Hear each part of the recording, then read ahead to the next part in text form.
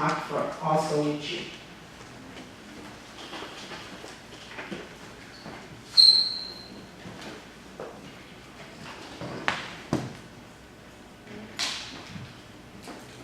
Many people are in the midst of warfare. And as a matter of fact, it seems that the warfare has intensified and has gone up. But in this hour, you got to know who you are and whose you are. You have to know this, and that what he has placed in you. You have power and you have authority.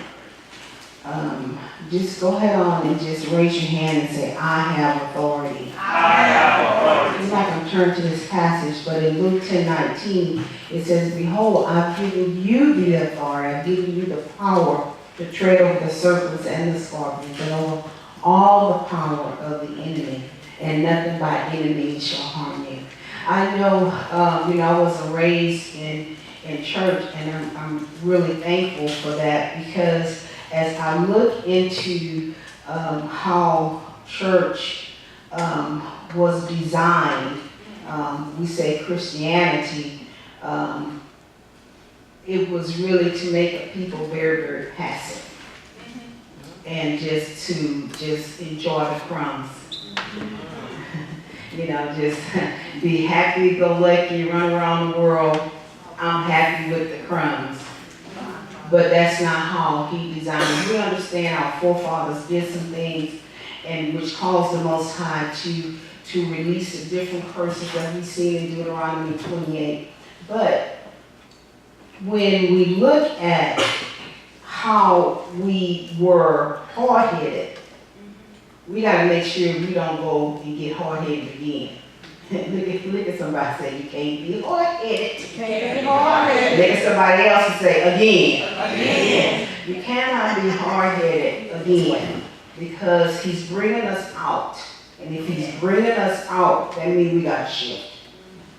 I mean, we got to do it different. And so one of the things, Most High, we've been talking about it on the radio program as well as Facebook Live in the Hebrew Way and the Awakening, is be careful of the distractions. Because we see the warfare has amped up. We see more and more killings have gone on. It is just look like the enemy is running rampant. And the only reason why is because the time is up. The time is up. And so we have to be careful not to get in a stuck position as he releases us in full speed. Because some will still be stuck at the place of their release. In other words, I'm not calling anyone a dog, but the dog was chained 400 years, and now the chain is off, but the dog is still standing there. Raise your hand. So I got to be sensitive enough in my spirit to hear what the Most High is saying. One of the things that I do know that during the transatlantic slave trade, we had to learn about, the God of another culture. We were suppressed spiritually. And that's why we have so many churches on every corner, because it no longer understands spiritual things, but it's a church thing, and it's a religious thing. And so we got to cut it off. Say, cut it out. Cut it out. You got to stand for something. And so when we think about a distraction, write this down. It's a thing that prevents you from giving full attention to something else. It's a thing that prevents you from giving full attention. We have to avoid distractions by any means necessary. Do you hear what I said? Because what happens is, whereas your focus is supposed to be here, but something runs in your pathway that you begin to get focused here. It causes, this is your target. This is your aim. This is the goal. And this is the victory. But if you're not careful at the place of the promise, this is the in-between where you're going to see warfare. And so this is the manifestation of the promise. Here is where the distractions are going to take place. You got to keep your eyes on the prize. You have to keep your eyes on the target. Because when you begin to allow your focus to be broken, and I'm just going to make some lines, because as the focus is being distracted, it is broken. So you have broken focus, and you wind up with fragments. And sometimes the fragments, which you started with a whole here, but the fragmented pieces sometimes cannot be collected. So you have to avoid distractions by any means necessary. So a lot of times when we have pain, because in this press right here, somebody said this is a press. This is a press. This is a press. So what happens here is when the pain comes, because as you're pressing, there's going to be some pain. But in that place of pressing, you have to not allow pain to be your enemy. Say, pain cannot be my enemy. As I'm pressing in, I'm getting oil. As I'm pressing in, I'm getting the victory. As I'm pressing, I'm gaining ground. So I can't lose. So I can't lose. I can't lose. So in this pain, and notice we got a target where I ain't got a goal, it's going to cause you to focus. So I got to focus. So I got to focus. So I have to focus. You have to focus on the prize. You got to focus on the Most High. Because 1 Peter 5:8 says something. It says, be what? Sober. Be what? Vigilant. Because why? Your adversary, the enemy, walks about like a roaring lion, seeking whom he may devour. You got to resist him, steadfast in the faith. So in your place of pain, you're focusing, but guess what's increasing also? Faith. Because say it's supernatural. Say it's supernatural. Touch your head. Say head. Touch your belly. Say belly. Say core. Say you. Me. I. Us. We got to get together. Because what tends to happen, we start worrying right here. We began to lose faith, and the apostle said earlier, we start losing hope. See, religion has not taught us spiritual things. So if the 400 years is up and the dispensation is over, it's going back to the spirit. We got to be a ready people. It's going back to the spirit. You can be religious if you want to, but you're going to get ate up like mincemeat. Look at your neighbor and say, neighbor, it's a spiritual thing. It's a spiritual thing. When the people came over on the transatlantic slave trade, the greatest thing that was taken from them was the spirituality. Their spirit that was connected to the Most High. So we've learned how to be really religious. You know, we've learned how to be religious praying. We've learned how to religious worrying. Really, really religious and bearing no fruit. We don't know how this is going to look. We've never been this pathway before, but I know this is going to be spiritual. It's going to be spiritual. Touch your belly. So I'm stirring up the gifts that's in me. I'm stirring up the Most High that's in me. I'm stirring up the Spirit, the Ruach that's in me. Make me sensitive in my spirit. So we got to study and see how did they go wrong? How did they go wrong? What happened? We got to worship Him in spirit and in truth. And we're not talking about going here and there and everywhere. We got to get settled. Because some of the places that we have been going really is in trouble. You don't want to get caught in the trouble. Say today is a new day. We got to stop losing sight of the Word. We got to stop losing sight. Look at James 4:7.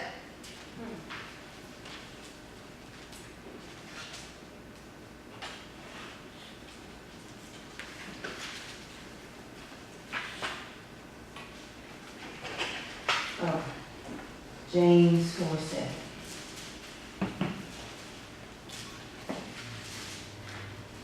Let's read together. Ready? Read. Say it again. Therefore, do what? Submit what? To the Most High. And what? Resist. Surrender your will to the Most High. Resist. What does that word resist? Stand against. Because power and authority has been given to whom? The children of Israel got in trouble for murmuring and complaining. The murmuring and complaining is out.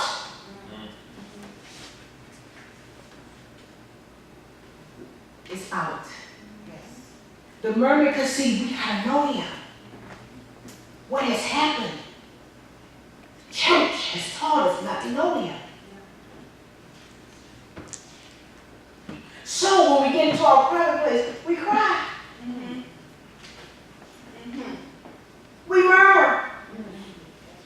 We complain. We should be bold as a lion. We should be confident in how He's made us since we're made in His image. The fairy tale is over. If you wash your shoe, Cinderella's and Kings, it was just a fairy tale. Because now you're getting ready to get new garments restored.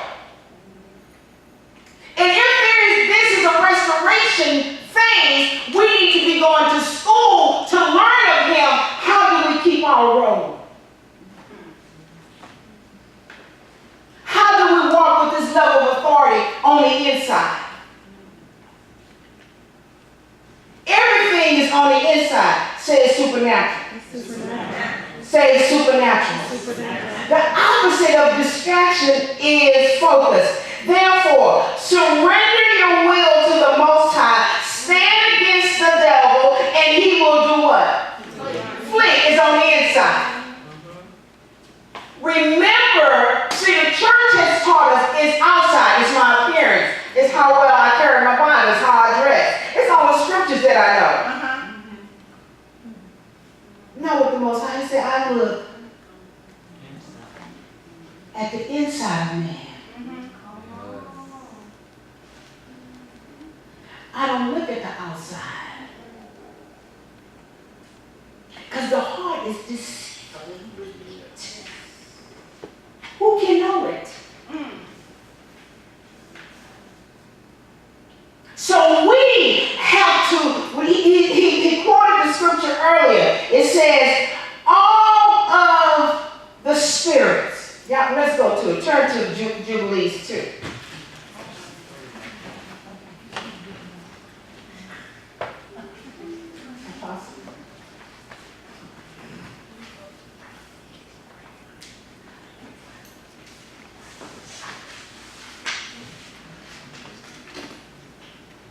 Jubilees 1.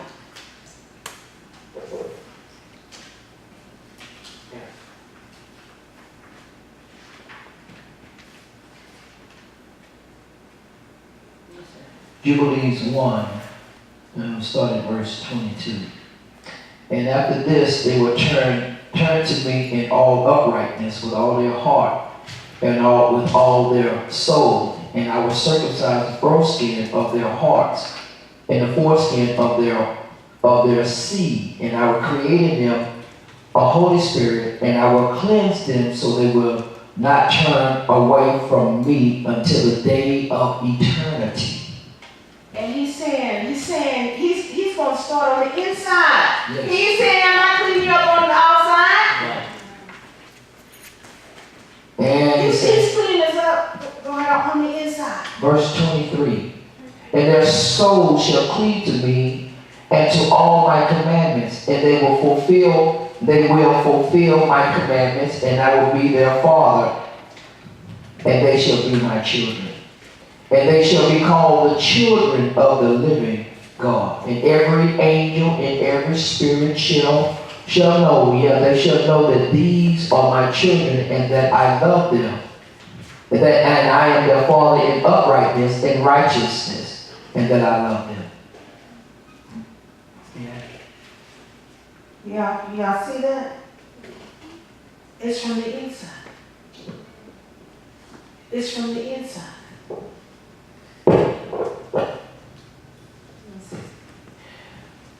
This is the scriptures that shows us the pathway eternally.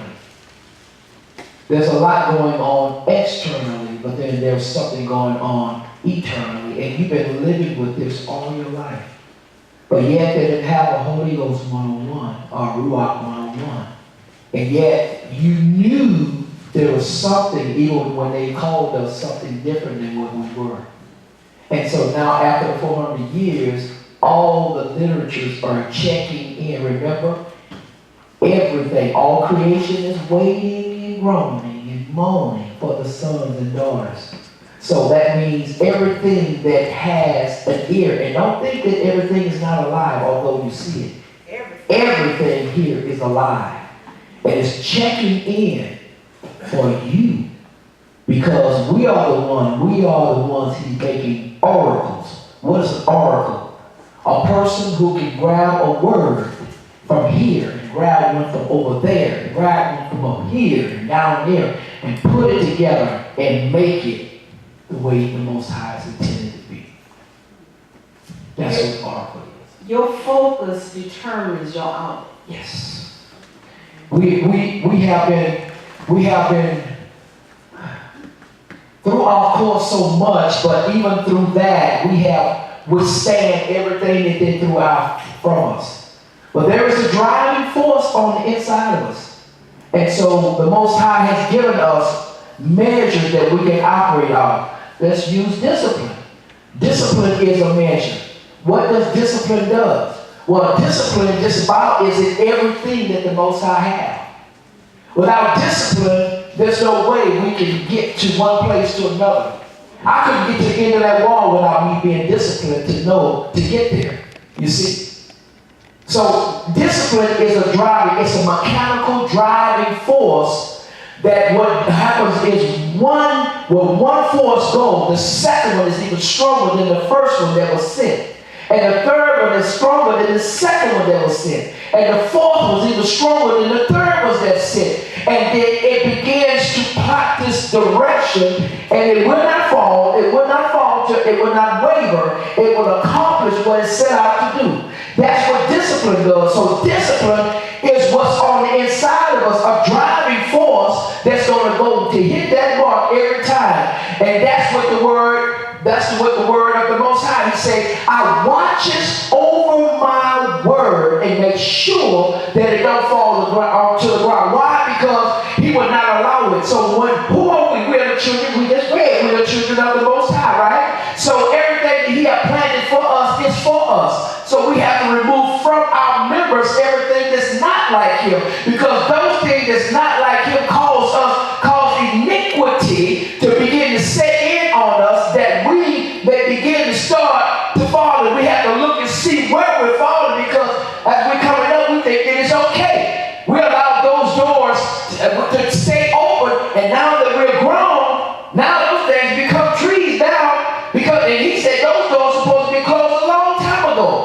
yet those doors are still open because we counted it as joy. Oh, that's a part of who I am, you know. And now that thing is causing you to allow iniquity to set in, where discipline is going forward, and where you see that you begin to, and you try to, but you have to go and close those doors. Even when you was a child, those doors must be closed because discipline is what he's giving us, and iniquity is what's causing it to stumble.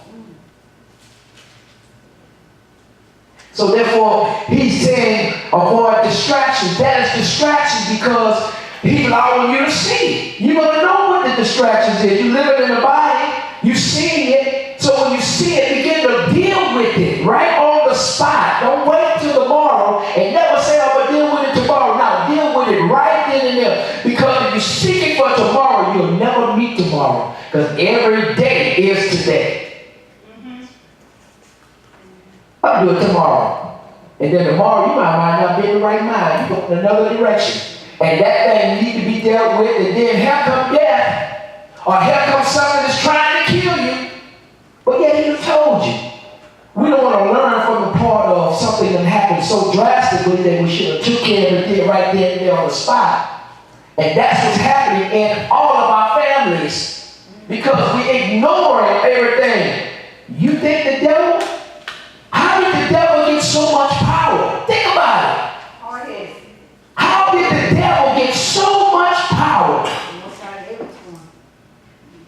Well, let's think about it. In the book of Noah, it talks about Noah. Noah had the power. He went and told God everything. He said, oh, look here, these people, these demons you got, you got causing afflicted and malignant and causing all kind of trouble with my sons and my son's son. And then he put up this eloquent speech and all of this and begin to take care of them. And after he made the speech, you know what the Most High said? Why are you asking me? You got the power. So wait a minute. I take that from me. I got the power. That means in the morning when I roll over on mine, for getting up in bed, roll over on your knees and begin to give it to him. It can take you for 5-10 minutes, maybe 20. For some of them, maybe an hour. But still, you're giving it to him and you're planting your direction. Yeah. You're setting things in pathway. You're closing all the doors. Think about it. So nothing will come in your dwelling. Because he said to us to all the families that dealing with something. We were sent here. And we're going back to the place of authority. Yes. See, that's who we are. We can no longer accept iniquity. Because iniquity ain't good. It makes you feel bad. It causes the same repeat from our ancestors Yes. to start all over again. Yes. And we cannot be a part of that cycle anymore. Raise your hand. Say, I have to change. Say, I have to shift. It is for my good. If we're talking about avoiding distractions, it's because it's going to be some enemies that's not going to want to turn loose. Raise your hand. It's going to be some enemies that if you're passive and you have not learned of him, you have not learned how he operates his laws. As we study the children of Israel, guess what? They had to contend with the enemy. Because the Most High had already put it in them. Say it's in me. Say it's in me. In me. I have the power and authority. He says in verse, draw near to me and he will draw near to you. He's talking about himself. Cleanse your hands. Do you see that? Cleanse your hands, you sinners, and purify your what? Hearts. I'm in James chapter 4. And he said, because if not, you're double-minded. Lament and mourn and weep. Let your laughter be turned to mourning and your joy to gloom. Why is he saying that? Because what we see that about religion, you can do anything you really want to do with religion and be joyous and happy. He said, now it's time to cry. It's time to mourn. And the only way we're going to do that is cleanse our hands and get our hearts to be pure. Raise your hand and say, I am striving for holiness, righteousness. I am a sanctified people, a set apart people. Therefore, I have to do it different. Turn to page 309 in the Apocrypha. We have authority over the enemy, and we have authority over our flesh. Amen. Say we do. How many been waiting on the Most High to kill your flesh? Y'all been waiting on him? He waiting on you. Because you're the one that got to do it. Oh, I'm so sorry. I know we all want him to do everything, but guess what? Look at somebody and say, neighbor, I know you didn't get the memo, but everything's already finished. He through. He's sitting on the throne. He done set up the children of the Most High. He done set up Judah to be the lawgivers. Hallelujah. And to teach his people. Our praises. Isn't that awesome? You. Only generals come here. What is somebody say you?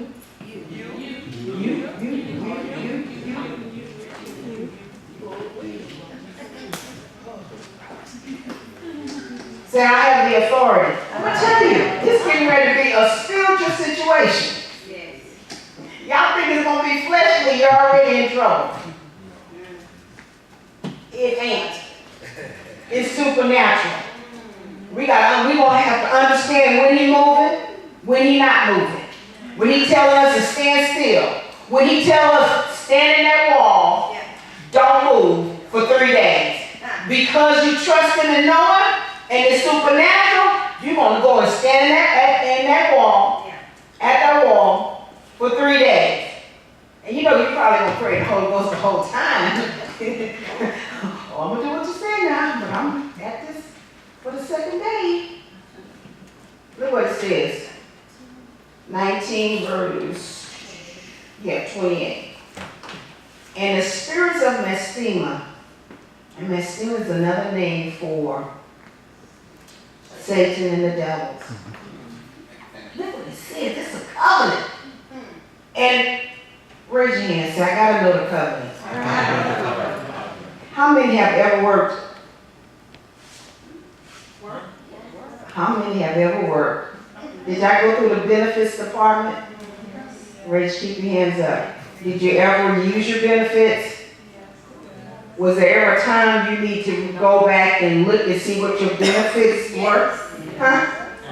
We need to go back and look at the covenant. We can't be an ignorant people anymore. Look what it says. And the spirits of Mastema, when we see Mastema, it was talking about Satan, shall not rule over you or over your seed to turn them from the Most High, who is your Father from henceforth forever. Does it say forever? Wait a minute. I got to interrupt you. We need to go back to 25. Let's go. We need to go back to 25 because there's a lot of meat on that bone. And these shall serve to lay the foundation of heaven and to strengthen the earth and to renew all the luminaries which are in the firmament.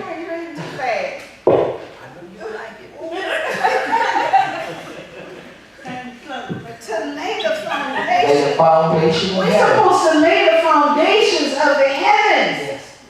Do y'all see that? Yes. Okay. This whole, Actually, to be honest with you, for us, for the Bible thumpers, I would go all the way back to verse 13. All of it. Because it's going to bless you immensely. So we start at 25, and we'll say here, and these shall lay the foundations, and these shall serve to lay the foundations of heaven, and to strengthen the earth, to renew all the luminaries which are in the firmament. And he called Jacob before the eyes of Rebekah, his mother, and kissed him, and blessed him, and said, Jacob, my beloved son, whom my soul loveth, may the Most High bless thee from above all the firmament, and may he give thee all the blessings wherewith he blessed. Listen, Adam, Enoch, Noah, Shem, and all the things which he told me, and all things which he hath promised to give me. May he cause to cleave to thee and to thy seed forever, according to the days of heaven above the earth. Now, isn't that wonderful? That's wonderful. There's a lot of meat on that bone. And then he considered to say, and the spirit of Mastema. Now, since he gave it all that power, who will jump up? There comes the devil. Wait a minute. Hold up. Shall not rule over thee. So he's given us that power back. Remember? That power that we have, that our forefathers have digressed out of, he's given us back that power. Who is Mastema? They call him Mastema. That's one of the chiefs, demons, what do you want to call it? Demon, devil, or Satan, or whatever you want to call it. That's who that is. He always, and back then, Mastema always pops up when authority will be given to another generation. He will pop up, or something will come to the front because he don't want to lose his power. Remember that our forefathers, and this is written, we never had to deal with a demon. They saw the power and the authority on us. There's a scripture saying only way the devil will touch you is you become lackadaisical. It means that you know that you got what you needed from the Most High, and you're not doing nothing with it. Oh yeah. There she go. He said after you get what he has in his hand, then you go sit back on the couch with the remote. Yeah. Not do nothing. Oh, you know what? I got what? You know what? That's like, you can't do that because the devil watches. Remember, the Most High came to the devil and said, say, what are you doing? What do you say? That's a famous word. Everybody should know. Going to and fro to seek who I can devour. We must understand we're dealing with a demonic foe here. When you don't have the power, when you don't have the Ruach, you must have the Ruach, the Spirit. It got to dwell in you, and it has to be active. Yeah. You can no longer put, when we said, I think it was a couple of years ago, we said we don't want the Spirit to sit on the shelf no more. You know what I mean? Yeah. Okay, Holy Spirit, I got this here. You go sit over there, I got this. And you go do what you want to do, and then you come back. When you leave, okay, come off the shelf. No, you can't do that no more. Because the Spirit wants to remain. It never wants to leave. So we have to get out of our mind that whatever you do, you got to get in your mind that you're ready to come forward. Because what we're doing, we're coming through dimensions. We're raising up into a place where people don't believe, because there's a lot of people don't believe in the Spirit. They carry anger, malice, frustration, hatred that cuss you out like it ain't nobody's business, and then at the next word, they're going to take you by God. The same sentence. Oh yeah. The same sentence. Yes. Because they got word in them, but they don't have spirit. Well, I thought spirit is word.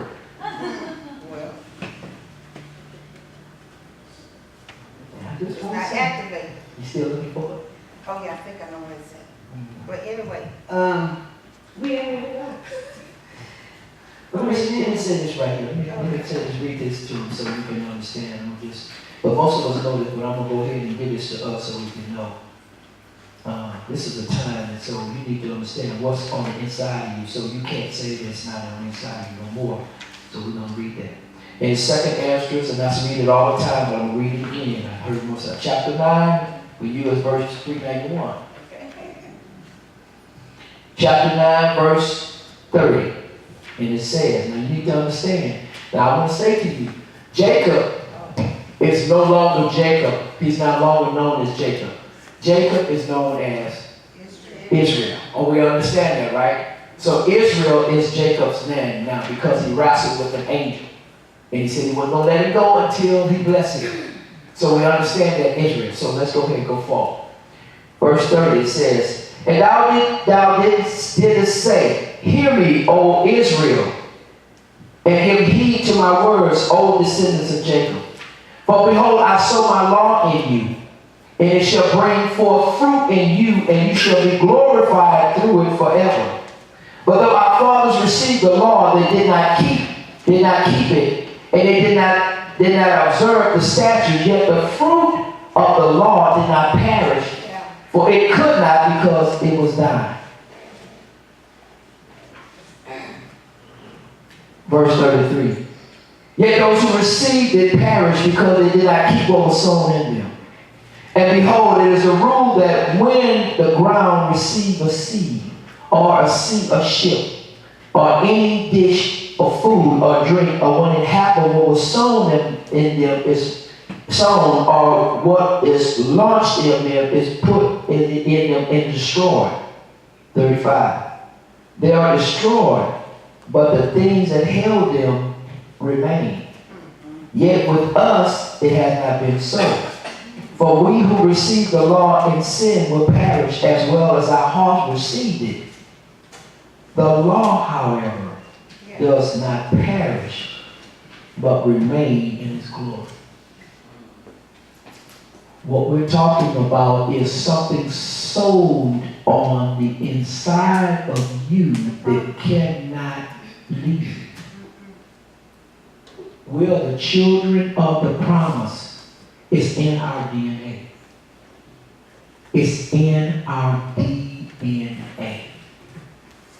That changes everything. That changes us trying to go to church on Friday or Saturday. Every day, who we are, we should be seeking. Why? Because this is a time of great recompense. He said, I'm going to restore.